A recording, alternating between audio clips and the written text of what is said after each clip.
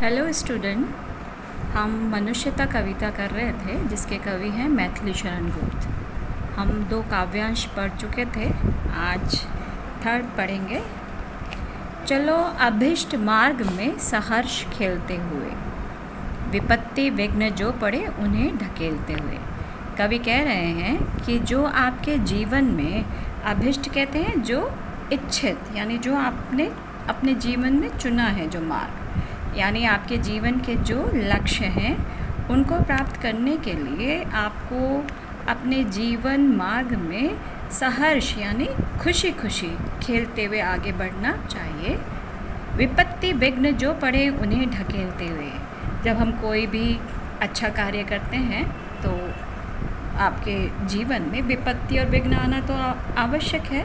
तो उन विपत्ति यानी जो मुश्किलें हैं, जो रुकावटें हैं, विघ्न जो रुकावटें हैं, बाधाएं हैं, उनको हमें अलग दूर करते हुए, यानी खुशी खुशी उन बाधाओं को, विपत्तियों को पार करते हुए हमें अपने जीवन को जीना है।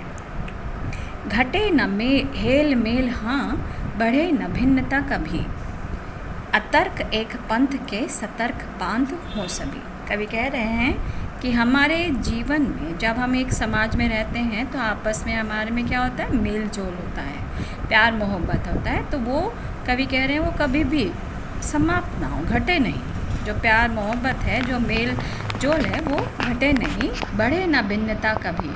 और कभी जो धर्मगत जातिगत जो विभिन्नताएँ होती हैं, यानी जात पात के जो विभिन्नता होती हैं, वो हमारे आपस में बढ़े ना, यानी भाईचारे की भावना से हमें जीवन में रहना चाहिए। अतर्क एक पंथ के सतर्क पांथ हो सभी। अतर्क कहते हैं जो तर्क रहित, यानी बिना किसी आर्ग्यूमेंट के हमें एक पंथ पर सचेत होकर उसके राही बनकर चलना चाहिए। सतर्क कहते हैं सावधान, सचेत होकर। पांथ कहते हैं राही। अतर्क कहते हैं बिना तर्क के, बिना आर्ग्यूमेंट के। ओके, तो कवि कह रहे हैं बिना किसी तर्क के हमें एक रास्ते पर ही सतर्क राही की तरह हमें चलना चाहिए, यानी कोई भी भेदभाव ना हो, तो हम एक साथ मिलजुल कर उस राह पर चलें। तभी समर्थ भाव है कि तारता होए तरे, तभी हमारा आपस में एक समान भाव होगा और हम जो मतलब जिनको आवश्यकता है आपकी, जिनका उद्धार कर सकते हैं, ऐसे लोगों का उद्धार करते हुए हमें भी अपना उद्धार करना चाहिए, यानी दूसरों की उन्नति करते हुए हमें अपनी भी उन्नति करना चाहिए। यही क्या है, मनुष्यता का भाव है।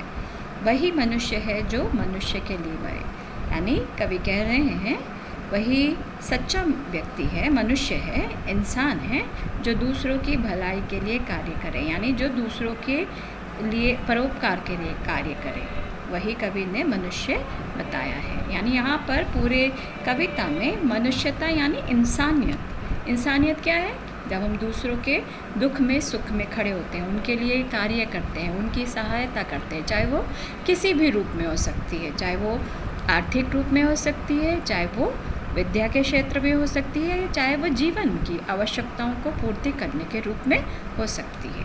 तो यही एक मनुष्यता आपकी कविता का सार है। ये आपने कविता पढ़ ली।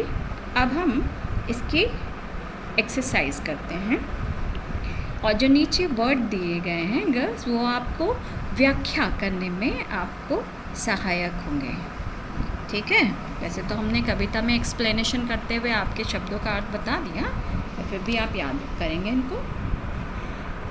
मौखिक प्रश्न है, कवि ने किस प्रकार की मृत्यु को अच्छी मृत्यु कहा है?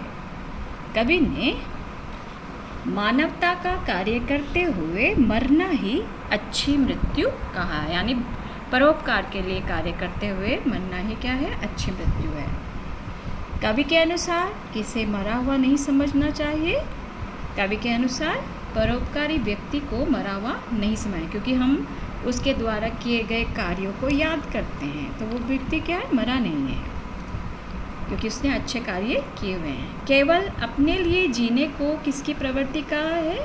केवल अपने लिए जीने को पशु की प्रवृत्ति कहा है। यहाँ पर प्रवृत्ति कहते हैं स्वभाव, आदत। क्योंकि आपने देखा होगा पशु किसी की सहायता नहीं करता, सिर्फ अपना अपना कार्य करता है। शरीर नाशवान है, इसलिए मृत्यु से नहीं डरना चाहिए। ये कौन सी पंक्ति का भाव है? ये भाव है आपका फर्स्ट।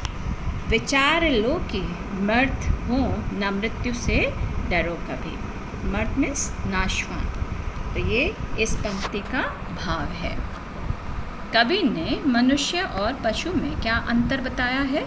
कवि ने मनुष्य को मानवता के कार्य करने वाला परोपकारी बताया है, और पशु तो सिर्फ अपने लिए ही जीता है, यानी वो अपने ही अपने कार्य करता है। तो ये पशु प्रवृत्ति हुई।